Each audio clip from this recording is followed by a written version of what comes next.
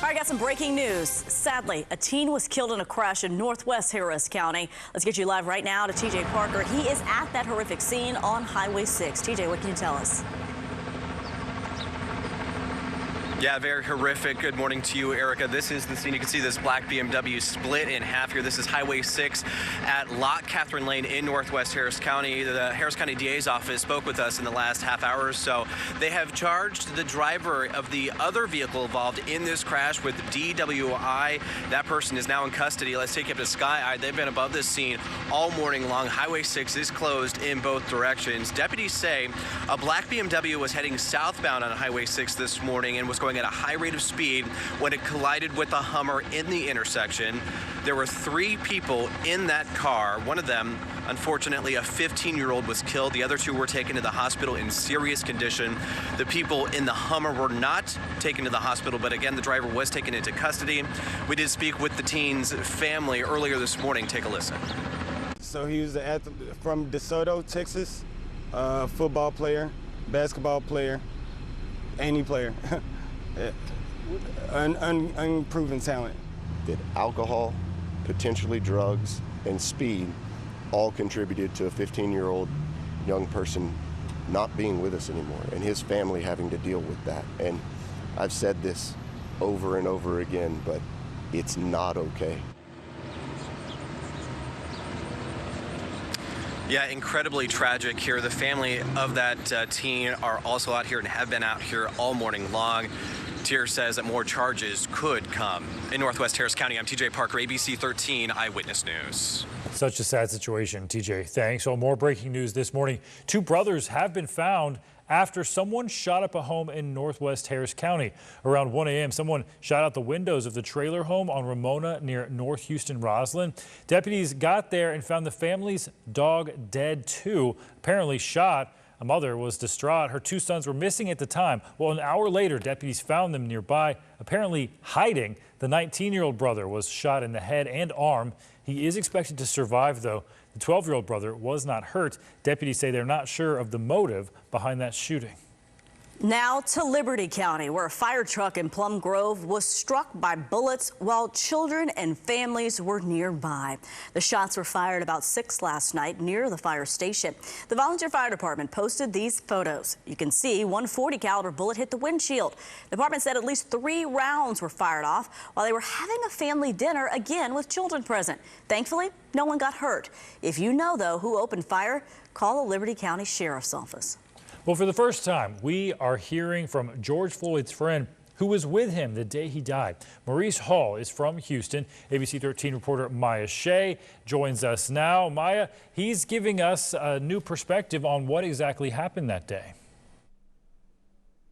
Well, Maurice Hall is certainly backing up the case for protesters who say that they believe that George Floyd was killed by that police officer. Hall said his friend was not resisting. In fact, he says his friend is very humble when it comes to situations like this because he's always been aware of his size, 6'6". Now, we have seen all the surveillance videos that show that day when police pulled the 2 of them over. Maurice Hall was also detained. He said he saw his friend struggling, but did not realize his friend was dead until he saw the reports on social media the next day. Maurice Hall speaking to GMA today. Here's some of what he had to say. They first came up on the car using blunt force. Initially, it started Floyd. We can now call him Mr. Floyd. And when it started him, he asked them what did they want him to do. They screaming, "Let me see your hands, Mr. Floyd." Him begging for his life. Him actually being scared and feeling the reaper. That's what's gonna stick with me. Hall there then returned to Houston after his friend's tragic death. He's now in Houston with his family and being represented by attorneys. Reporting in the West Side, Maya Shea, ABC 13 Eyewitness News. Happening now in Galveston. Organizers say they are holding a peaceful gathering in honor of everyone who lost their lives to racial injustice. People will be paddling out to the water or standing on the water to show their support and unity.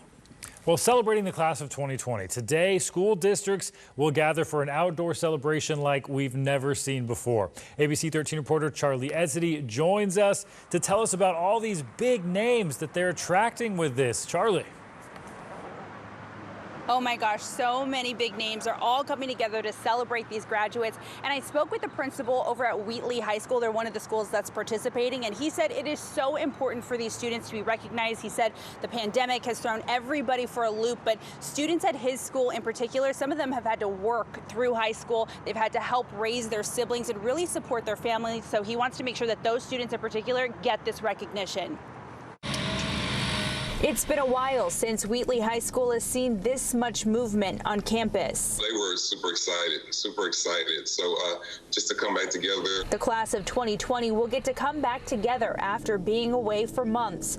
It's all part of a special night focused on honoring this year's graduates who have persevered through incredibly difficult circumstances. Aside from COVID-19, which we're all facing, this is a big change for all of us. You know, many of our scholars, they face hardships, adversity, the 12 years they've been in school. Bags filled with goodies and treats wait for these graduates, and outside, a field of chairs all spread apart now wait for this year's seniors who will be treated to a special event tonight, all coordinated through the city of Houston and Mayor Sylvester Turner. It will also include some pretty special guests. Well, like 50 Cent and J.J. Watts and Alex Bregman, and there are a number of individuals that are taking the time to say congratulations to our Houston graduates. At Wheatley, students are the only ones permitted to come onto the campus. A live stream will be made available for family. We want them to know that we are so very, very proud of you. You've had to come through the pandemic, a lot of economic pressures, a lot of things that are happening even now. Dealing with George Floyd and so much unrest within our country. So this is a very special class. They represent the best of who we are. Oh, such wonderful words there from the mayor. And we also want to extend our congratulations to every single graduate in the class of 2020. Charlie Edsity, ABC 13 Eyewitness News. Yeah, they deserve all that. They had to fight through the rest of this semester, and they made it. All right, Charlie, thanks.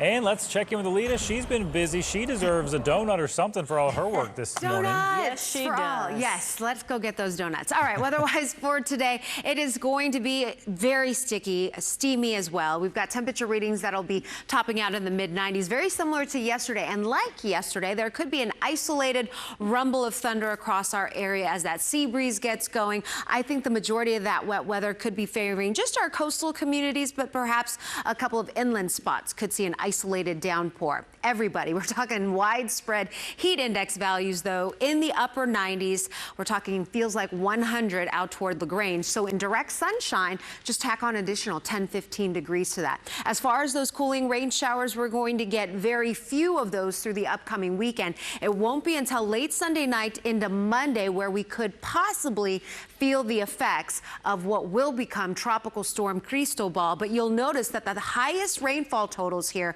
are going to be really focused from Louisiana eastward all the way into the state of Florida. We're talking 5 to 10 inches. And a lot of this is because a lot of the moisture from Cristobal is actually far removed from the center. And it is taking up a lot of real estate already across the eastern Gulf. And take a look at this moisture field stretching all the way into portions of the Carolinas. We're talking about some very heavy rain up ahead. There is some drier air that's going to inhibit any sort of rapid intensification, but nonetheless, we're still talking about a tropical storm as we work our way through the weekend. And once it makes landfall late Sunday night into early Monday morning, we're talking about a 60 to 65 mile per hour landfalling storm. For us, we are now out of the cone of uncertainty, but we're close enough where we could get a little bit of that wet weather, some impacts, and we're still not, out of the woods yet. This could still deviate and even change, pushing closer toward the Sabine Pass. And if that happens, we could be dealing with more squally chilly weather. The future track is indicating